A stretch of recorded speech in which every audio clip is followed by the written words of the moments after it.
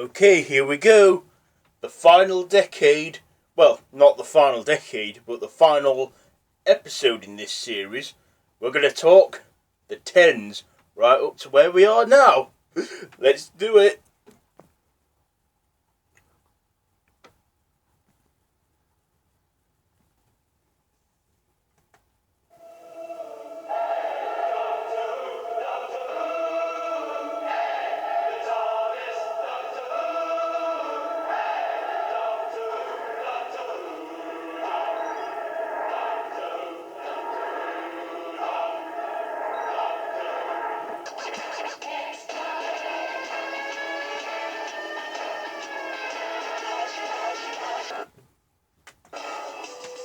Alright YouTube, so the 10's. Well, the noughties ended with a big bang. You know, the 10th Doctor leaving and regenerating into the 11th. So, the 10's. Well, this is only half a decade because we're only halfway into this decade. So, let's talk Doctor Who, the 10's, so far. So, after New Year's Day, in the spring of 2010, Easter weekend, Doctor Who Series 5 premiered on BBC One, starring Matt Smith as the newly regenerated 11th Doctor, and also introducing new companion Karen Gillan as Amy Pond, who had been in it before. She was in an episode called the Fires of Pompeii. Yes. Anyway, let's get on with the rest of it. So, the Doctor crashed in the 90s and befriended a little girl named Amelia Pond. And then he said he'd be back in 5 minutes and went on the TARDIS and, well, ended up taking her to the year 2000, ended up going to the year 2008. And then he had about 20 minutes to save the Earth from these aliens that wanted Prisoner Zero, who escaped from them. So, Prisoner Zero, he was an alien shape-shifting life form who, he did alien things. Hold on a second. Yeah.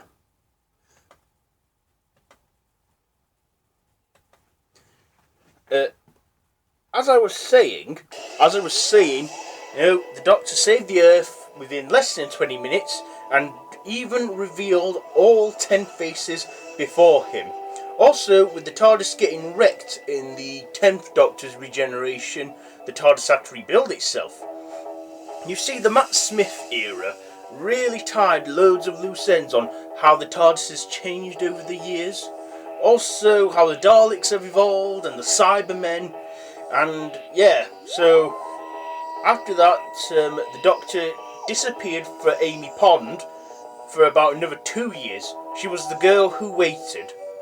Now, like I said, Series 1 had Bad Wolf, Series 2, Torchwood, Series 3, Vote Saxon, Series 4, I forgot to mention in the last video, their subliminal message was the bees are disappearing off, I think, or she is returning.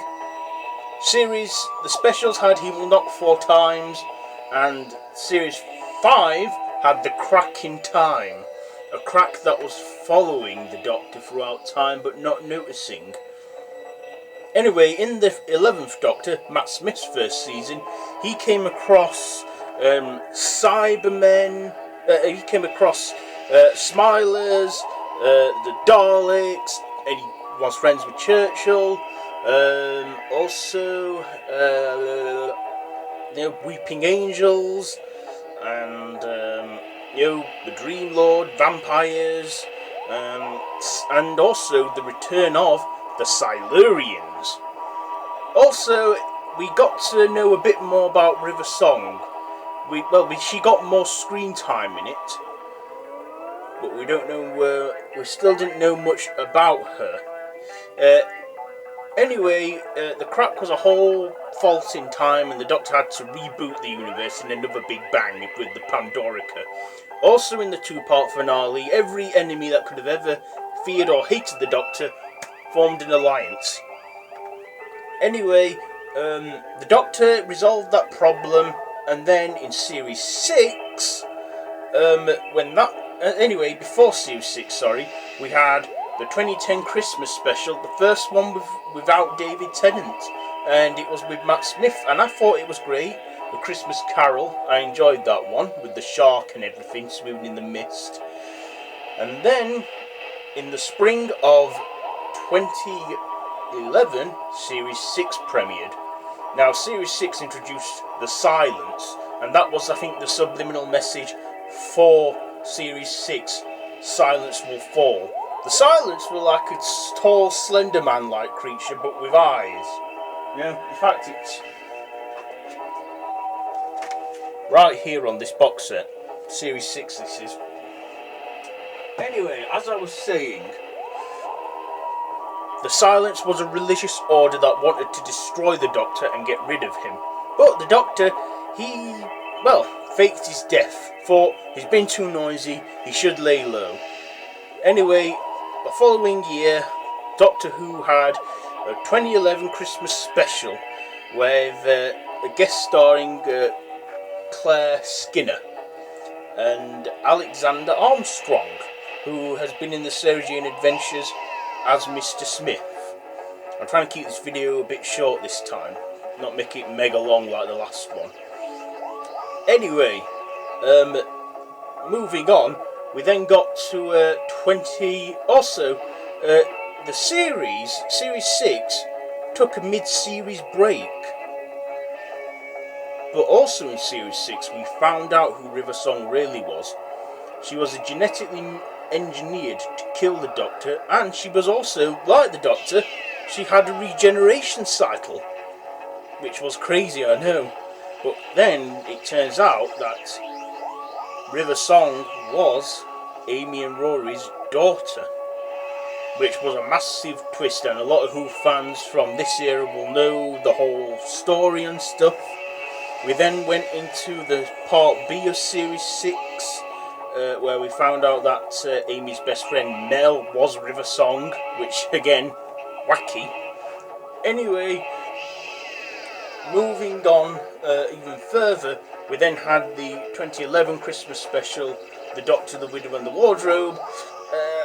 I didn't think it was as good. You know, it was okay. I mean, they could have just done a lot better in writing it. Anyway, that was it from Doctor Who. 2012, I was hoping it'd come on in the spring, but then I've been told it moved to autumn. And so we had the Olympics, and then on the 1st of September 2012, Doctor Who Series 7 premiered with Asylum of the Daleks. There was 5 episodes this time, and I don't think they were too good. I think the first episode was okay. I enjoyed that with the Daleks. Episode 2, Dinosaurs and a Spaceship, like that. But then the Power of A Town Called Mercy, I enjoyed that. But then the Power of 3 was boring. The mid-series finale with the Weeping Angels, the Doctor lost Amy and Rory, which was sad, but they were going to leave. They got lost in time by the Weeping Angels. The Doctor, however, in Series 7 came across a girl in Asylum of the Daleks called Oswin, who was converted into a Dalek. He then met her unknowingly again in Victorian London, but this time Clara Oswald. And, well, again she died. Somehow he couldn't get his head around it. The girl twice dead. His impossible girl. Anyway, in part B of Series 7, I don't know if there was a subliminal message about in Series 7. Not sure. Anyway, yes. The Doctor had to find out why Clara was around in 3 different time zones. He also came across, but he didn't know what was going on, who was causing this. until the finale, when the Doctor teamed up with the Paternoster Gang again. The Paternoster Gang, as you know, are Madame Vastra, a Silurian, Victorian girl Jenny, and Strax, a Santaran, which helped the Doctor in the Battle of Demon's Run, and Strax, came back to Victorian London with them. Anyway, so moving on with it, God, my mind's gone blank now. The Great Intelligence. So we then were reflecting back to the Christmas special with the Great Intelligence taking on the form of Dr. Simeon. The Great Intelligence make their return in the Christmas special 2012, and then become like the foe for Series 7. The Great Intelligence appeared back in 1967 in a Patrick Troughton story, which is unfortunately lost, and I don't know if we'll ever find it. I'm hoping we will. Anyway, in it, the series finale, the name of the Doctor, was meant to be the start of a trilogy. Oh, also the Doctor came across a new batch of Cybermen. Moving on, back to where we were just a minute ago. Yes, the series finale, I think, is one of the most... Series 7 finale, I think, is one of the most interesting, because we had a cameo from William Hartnell, the first Doctor. Thanks to modern CGI, we managed to see the first Doctor on screen again for the first time in 50 years. Anyway, the Doctor, Clara went across all the Doctors, all 10 Doctors and the 11th. And then we found out that the Great Intelligence wanted to take over the Doctor's live stream. Clara went inside and stopped it all. Sorry. And also, went into the Doctor's timeline, and the Doctor, he went in after her. That was also the last time the Doctor saw River Song, because she's not come back since. I'm assuming... Because in the end, the Series 7 ended with a cliffhanger. The name of the Doctor was the start of a trilogy of specials, which started in spring and concluded at Christmas. So, and then Clara saw every past life of the Doctor, but there was one that the Doctor did not want her to see. One that he didn't want to remember and just wanted to forget. With us in suspense on who he is, the Doctor then said, his name's not the point, but then they saw him, facing away from them. The strange person said, because the Doctor said it's him, but it wasn't the Doctor. He said, "What I did without choice. I know. In the name of peace and sanity, but not in the name of the Doctor." Then it turned around, revealing it's John Hurt, and it said introducing John Hurt as the Doctor. I'm thinking, what? Then there was these theories and debates going around saying that is he like the real 9th Doctor? Does that mean the 9th Doctor is the 10th 10th Doctor is the 11th, and Matt Smith's Doctor is the 12th? Loads of people debated about that for months until the 50th anniversary special, because it continued into the 50th anniversary special. Also, between that time, in the June of 2013, Matt Smith shockingly announced, which was surprising, that he's leaving at Christmas. I was surprised, but I thought, well, he's pulled out at the right time, though, because, well, that's enough, 3 seasons. So, yes, Matt Smith was going to do the 2013 specials and call it a day. Anyway, November 23rd, 2013, on Saturday night, Doctor Who reached its 50th anniversary and celebrated by having not 1, not 2, but 3 Doctors, having David Tennant return as the 10th Doctor, John Hurt as the now known War Doctor, even though he's not the Doctor.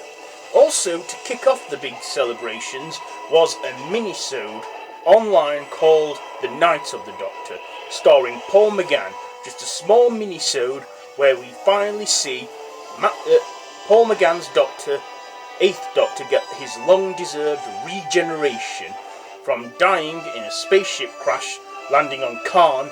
Khan gave him a choice of characteristics. He chose a warrior and drank the potion and regenerated into the War Doctor. Of course, they want to make him look young and make him look like he's been fighting in the war for years and years and years. Anyway, the War Doctor, well, when he came into the 50th anniversary special, he was, he was ashamed of himself. He was, going to take the moment, a device which would end the Time War where no one wins. And the 50th anniversary, it sort of works as a prequel to Series 1 from the War Doctor's perspective, because it did tie a lot of loose ends. It explained the Bad Wolf, that the moment was so powerful it developed a consciousness of its own, and it chose the shape of Rose Tyler because she was of the War Doctor's future, and she was convincing him not to use it, or at least making sure he wants to use it. Anyway, in it there was a lot of comedic stuff in there because, the Doctors were squabbling, they were bickering and talking and stuff. Yeah, it was just a fun ride for me at the 50th anniversary. And of course, in the end, the War Doctor, he began at the end when the War Doctor made his decision. The 50th anniversary also had the return of the Zygons. Yes, the Zygons, which appeared back in the Tom Baker era. And they're coming back in Series 9. Anyway, in the end, when the Doctors went back to their timelines, well, just before that, the War Doctor was about to press the big red button. Then the 11th and the 10th came and said, at least you don't have to do it alone this time. But then, an idea struck to mind. What if he could take Gallifrey and move it out of the Time War and put it in a pocket universe where it'll be safe? Of course, the calculations would have took hundreds of years, but the Doctor had been doing it all his life. So he went back in time and told the first Doctor to get it ready, and then on and on and on, every Doctor came together. Not all 12, all 13 Doctors, with a small, quick cameo from the 12th upcoming Doctor, Peter Capaldi, because towards the autumn of 2013, they revealed and announced the 12th Doctor, Peter Capaldi, who had been in it before in The Fires of Pompeii. Not the first time they reused an actor to play the Doctor in Doctor Who. As you know, they did it with Colin Baker. Anyway, after that, they put the Gallifrey in a pocket universe and was looking up on a portrait. They didn't know how to call the portrait Gallifrey Falls or no more. But then, when the Doctors all went back to their rightful times, the War Doctor noticed he was starting to regenerate. And I got right excited about that. I thought, oh, he's going to regenerate into the 9th Doctor! But then they cut it just as his face was half changed for the 9th Doctor. That takes us back to Series 1 in 2005. Then the 10th Doctor wanted to know about his fate, and the 11th Doctor told him he's going to Trenzalore. He was going to forget, but before he left, he just said, because Trenzalore, I don't want to go. Anyway, before the Doctor went back into his TARDIS and off on adventures again, Clara told him there was an old man looking for him. The Doctor was sat on the bench saying, I could do that. I'd be great at curating. And then we heard that voice. I really think you might. I was like, no. Because I knew that voice anywhere. And when they showed him, it was the curator, but he was played by Tom Baker. And I said, nah, that is the 4th Doctor. I don't care what people say. The 4th Doctor just spoke to the 11th. And then,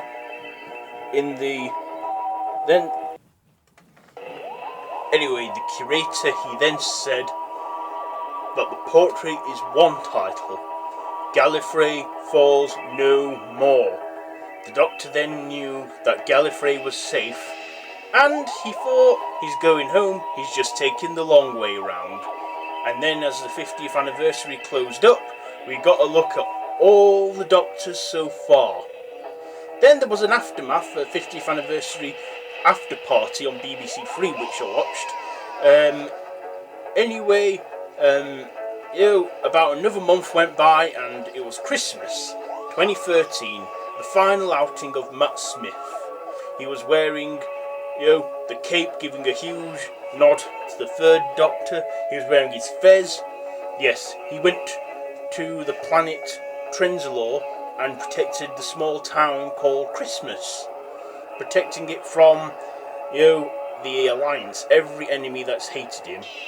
Of course, it was then revealed that, even though he didn't call himself the Doctor in the Time War, that was still a regeneration and his 9th life.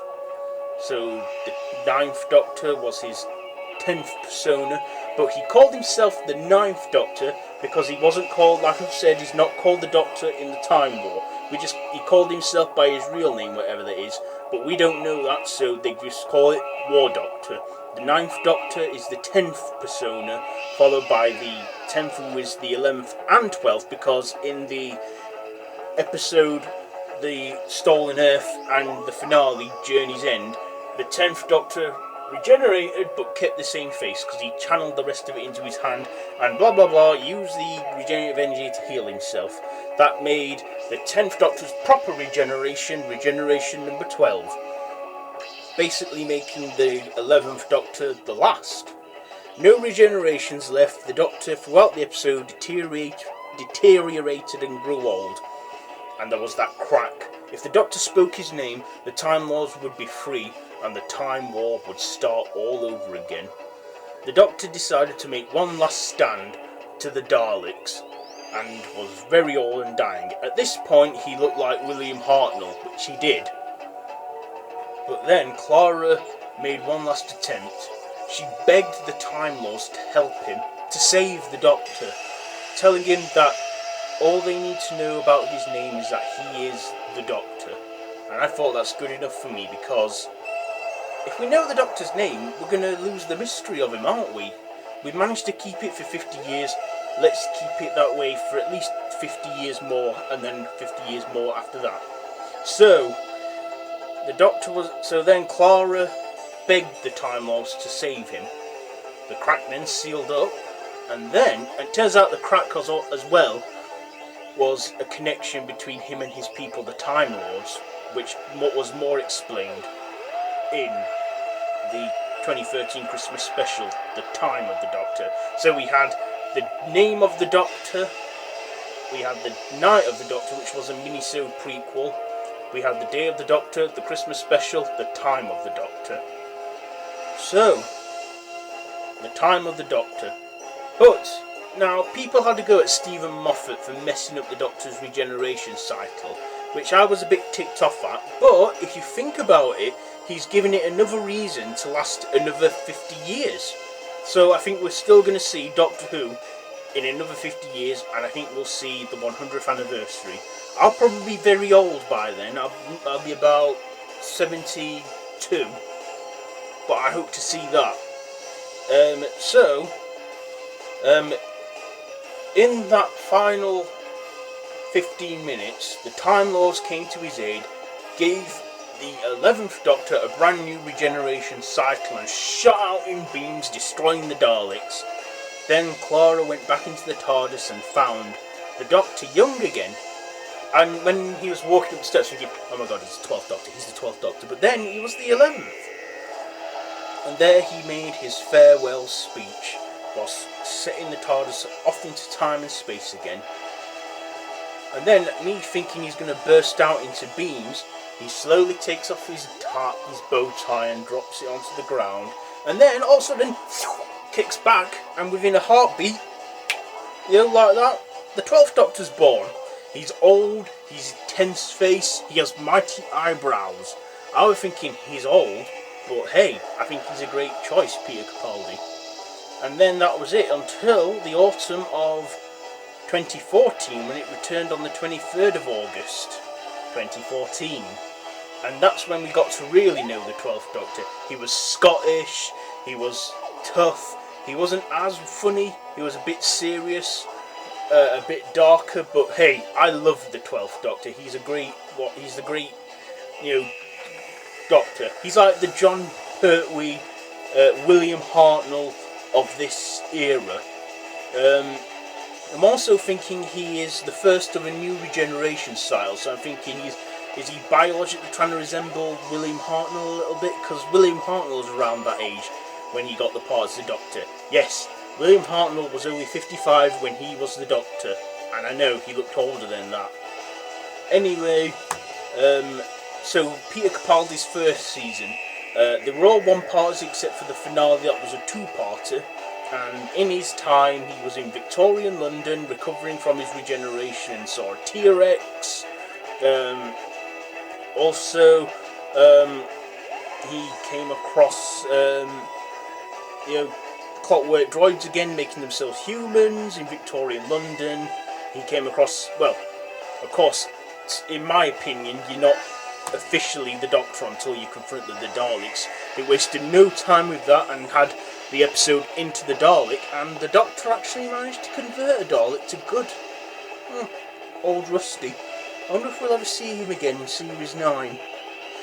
Anyway, through Series 8 we had, the Doctor met Robin Hood. He also had the TARDIS shrunk. He was on the Orient Express and encountered a mummy, which I would think was a robot Egyptian mummy. And yeah, so the new Doctor Who Series 8. And then also throughout the 8th series, there was that mysterious woman, Missy. I'm thinking, who is she? It was then revealed that she was a Time Lady, thinking, could she be the Rani? But then, as the cliffhanger for that two-part finale, she said, you know who I am, I'm Missy. And the Doctor was like, who's Missy? And she went, oh, please try to keep up. And a lot will know that she said, short for mistress. Well, couldn't very well keep calling myself the Master now, could I? I know, I was like, oh my god, the Master, how did she get there and stuff? Also, she controlled an army of Cybermen. Yes, the Cybermen came into that finale, and it was all outside St. Paul's Cathedral. Basically, having a huge hats off to the 1968 serial, The Invasion. Anyhow, in that series finale, when the Doctor was about to shoot Missy, somehow she was gone, and there was a Cyberman stood in the graveyard. The Doctor also noticed that Kate was there, laying next to the grave, mentioning her dad. The Doctor then looked at that Cyberman and said, Earth's finest hour and mine, and saluted to her, the Cyberman. I know for definite, and a lot will know, that was the Brigadier. He was stood there, and then nodded to him and went up into the sky. Also, I'm thinking how they're going to bring Osgood back in Series 9, because she got killed in Series 8 by Missy. Also, will they bring Danny Pink back? I don't know. Anyway, as usual, Doctor Who had a Christmas special with Nick Frost as Santa. Clara was in it still. That was a bit of a complicated Christmas special, but it turns out the whole menace was those crab face things like in the film Alien. The Doctor had never heard of the film Alien and thinking, that's offensive, no wonder aliens come here. Anyway, we found out that Santa was just an entity in their dream stasis trying to save them. I'm thinking, it's a bit far-fetched, Santa in Doctor Who. But, I like how that whole episode was done. It also made me think that, that's right. Every Christmas is last Christmas. And here we are now, the present day. So, next time we're going to see Doctor Who will be in Series 9. And Doctor Who Series 9 starts on the Saturday, the 19th of September. So don't miss it, and it's on BBC One, obviously. Anyway, if you like this video, please give it a like. If you want to share this video, please feel free to share it. Let me know what you think of the current Doctor in the comments below. Also, there's links in the description below for parts 1, 2, 3, 4 and 5, the rest of the decades. And yeah, God, this video's like half an hour long. I didn't think I'd be talking this long, but yes, this has been the Doctor Who Decades, and it's the last one because we're now back to the present day. So I'd like to thank you all for watching the Doctor Who Decades, and yeah, you can watch all of them now on my YouTube channel. And like I said, there's links to all the first 5 in the description below. Also in the description below is a link to my Facebook page. You know, please feel free to like that and follow me on Facebook to see what I get up to outside the YouTube community. Anyway, yep. So yeah, that's pretty much it. So till next time, goodbye, friends. Oh yeah, and subscribe if you want to see more, and I'll see you after this one. Now, of course, let's give this the sonic screwdriver effect. I'll be doing Doctor Who reviews as well when Series 9 premieres. I'll be reviewing the episode every week. Or every week. Anyway, you know, keep watching Doctor Who.